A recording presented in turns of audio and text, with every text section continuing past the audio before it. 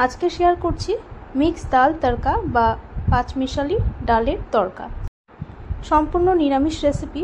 পেঁয়াজ রসুন দিয়ে করলে তো একরকমের স্বাদ হয়, আবার নিরামিষভাবে বানালে এর একটা অন্যরকম স্বাদ হয়, আর রুটি পরোটার সাথে খেতে ভীষণই ভালো লাগে। তো আসুন দেখে নেওয়া যাক আমার আজকের রেসিপি।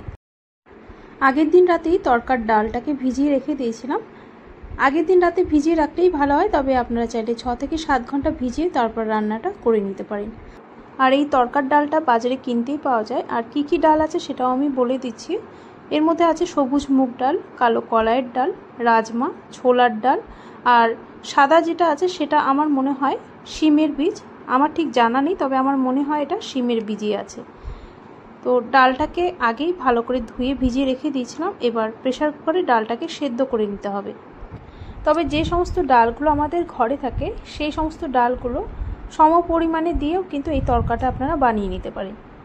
তো আমি প্রেসার কুকারে ডালটাকে দিয়ে দিলাম 2 গ্লাস জল, লবণ দিয়ে দিচ্ছি ছোটো 1 চামচ, আর ছোটো হাফ চামচ হলুদ দিয়ে দিচ্ছি।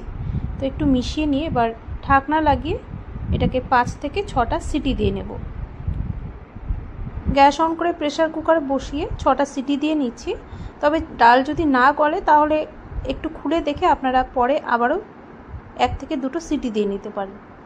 আর আপনাদের একটা কথা বলার ছিল যে আমার রেসিপিগুলো আপনাদের কেমন লাগে সেটা কিন্তু কমেন্টে অবশ্যই জানাতে পারেন, জানালে আমারও ভালো লাগবে।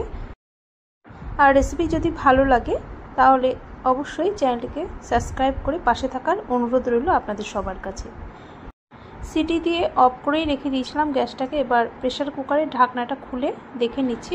ডাল সেদ্ধই হয়ে গেছে, তবে একটু গোটা গোটা মনে হচ্ছে, তাই আমি চামচের যে পেছন দিকটা আছে সেটাতে একটু ম্যাশ করে দিচ্ছি, এতে একটু ঘন হয়ে যাবে ডালটা।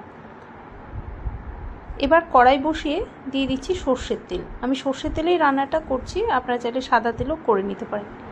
তেলটা এখন গরম হয়ে গেছে, এর মধ্যে দিয়ে দিচ্ছি একটু গোটা গরম মশলা ফোড়ন, 2টো এলাচ, 2 টুকরো দারচিনি আর 2-3টে লবঙ্গ দিয়ে দিলাম।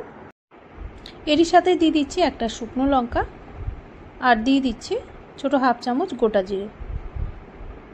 ফোড়নটা একটু ভেজে নিতে হবে, তারপর দিয়ে দেবো এর মধ্যে কুচনো 2টো কাঁচা লঙ্কা।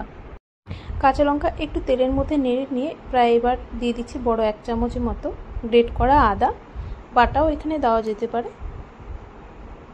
আদাটাকে দিয়ে তেলের মধ্যে একটু নেড়ে নিচ্ছি। আদা একটু ভাজা ভাজা হয়ে আসলে তারপর এর মধ্যে প্রায় 1.5টা টমেটো দিয়ে দিলাম। টমেটো কুচির মধ্যে একটু লবণও দিয়ে দিলাম যাতে টমেটোটা একটু নরম হয়ে যায়।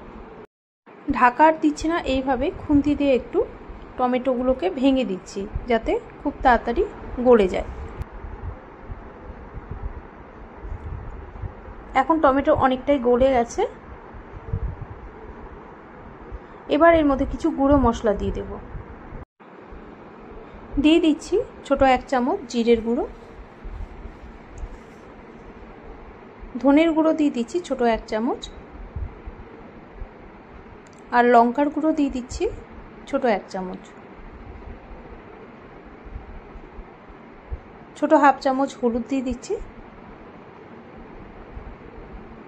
এই সময় এর মধ্যে কাসুরি মেথি দিয়ে দিচ্ছি। এটা কিন্তু অবশ্যই দিতে হবে, কারণ নিরামিষ এই তড়কা রান্না করছি, তাই গোটা গরম মশলা ফোড়নে দিতে হবে, আর এই কাসুরি মেথি অবশ্যই দিতে হবে, তাহলে এই তড়কার স্বাদটা কিন্তু ভালো আসবে।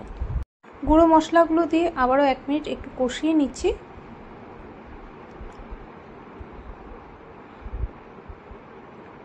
মশলাটা এখন ভালো মতো কষানো হয়ে গেছে। এবার যেই তড়কার ডালটা সেদ্ধ করে রেখেছিলাম সেটা এর মধ্যে দিয়ে দিচ্ছি।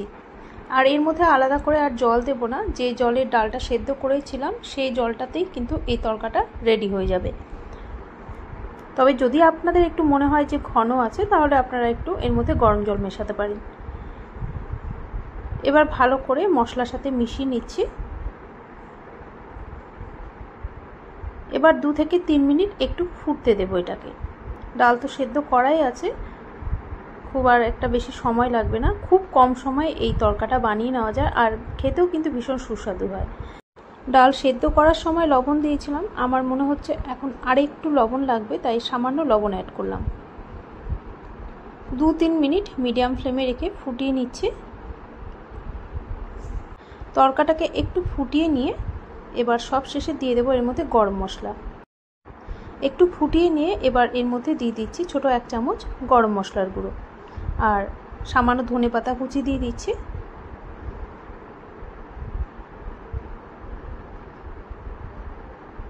ধনেপাতা আর গরম মশলা দিয়ে আবারও একটু ফুটিয়ে নিচ্ছি, যাতে ধনেপাতার যে একটা ফ্লেভার আছে সেটা এই তরকার মধ্যে ভালো মতো মিশে যায়। এবার দিয়ে দিলাম প্রায় ছোট 1 চামচ বাটার। বাটার না থাকলে আপনারা ঘিও দিতে পারেন। বাটারটাকে দিয়ে এবার ভালো করে মিশিয়ে নিচ্ছি। বাটার দিলে খুব টেস্টটা ভালো আসে,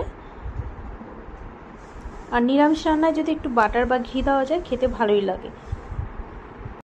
গ্যাস এখন অফ করে দিয়েছি। তো আমাদের একদম তৈরি হয়ে গেল নিরামিষ মিক্স ডাল তড়কা বা পাঁচমেশালি ডালের তরকা। রেসিপি ভালো লাগলে লাইক, শেয়ার এবং সাবস্ক্রাইব করে রাখার অনুরোধ রইল আপনাদের সবার কাছে। আবারও হাজির হয়ে যাব অন্য কোনো দিনে অন্য কোনো নতুন রেসিপি নিয়ে।